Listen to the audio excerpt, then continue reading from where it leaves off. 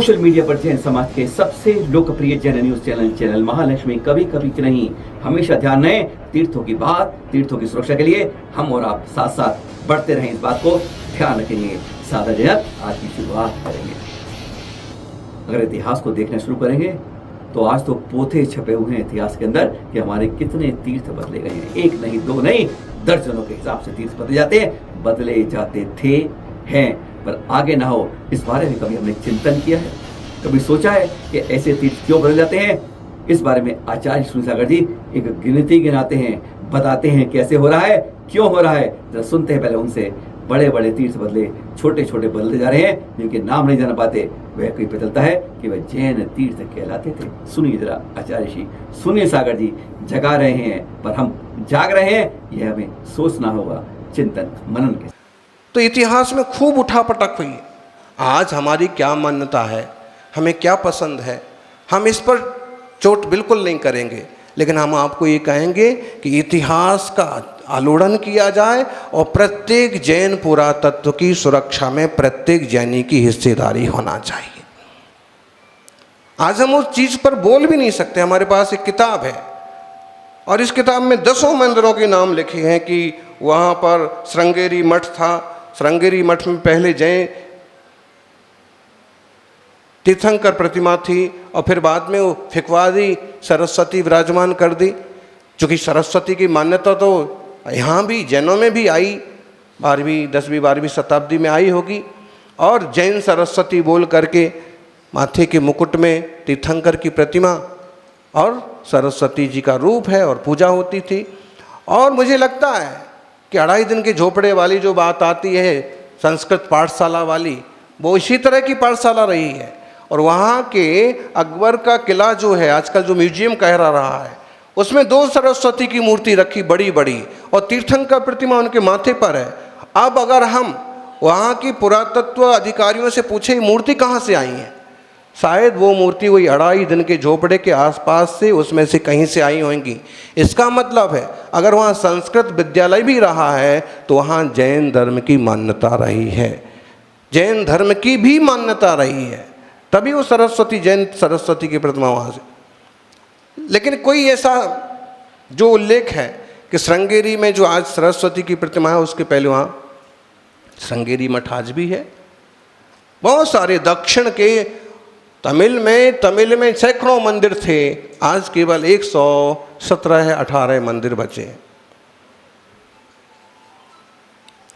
क्या कर सकते हैं? मुझे लगता है कि हर एक प्रदेश में अशोक जी जैसा एक श्रावक जरूर पैदा होना चाहिए।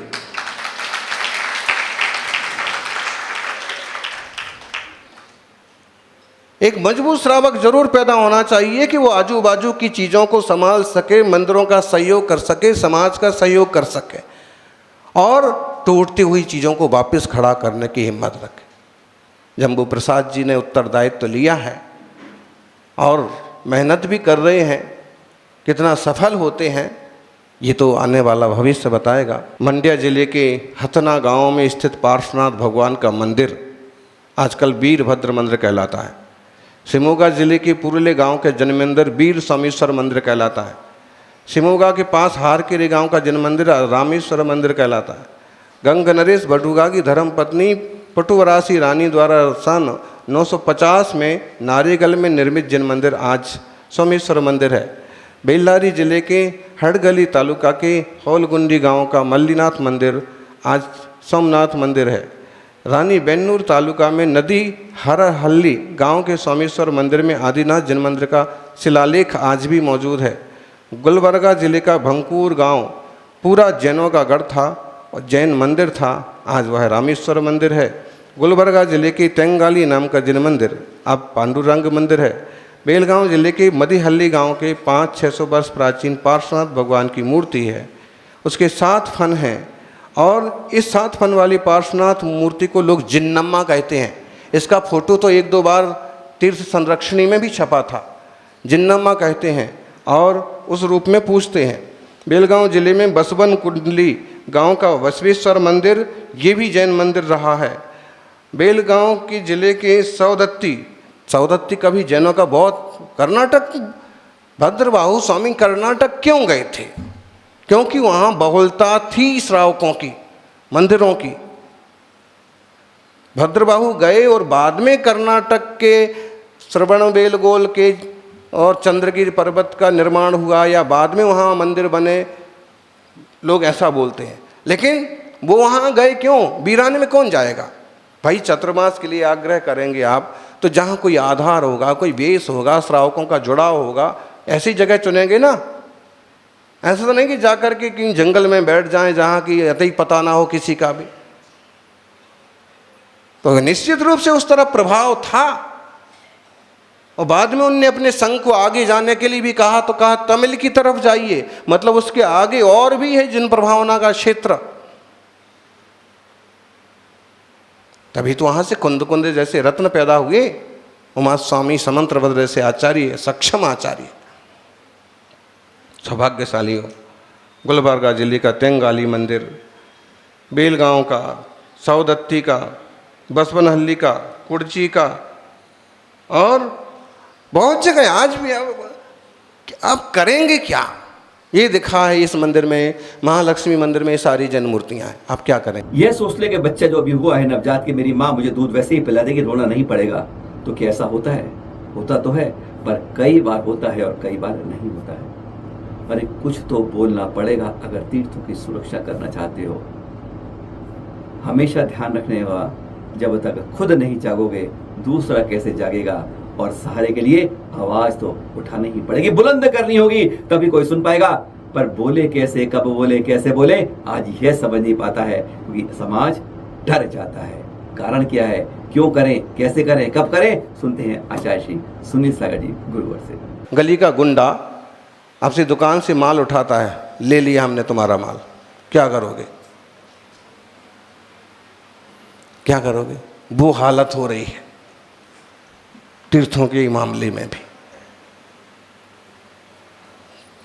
और हमारा आग्रह सरकार से कहो या धर्मात्माओं से कहो या संस्कृति प्रेमियों से कहो, हमारा आग्रह सिर्फ इतना है कि जो जिस संस्कृति के केंद्र हैं उन्हें वापस उन्हें सौंपा जाए, उन्हें उसी रूप में विकसित किया जाए, और आपस में एक दूसरे का सम्मान बनाए रखा जाए।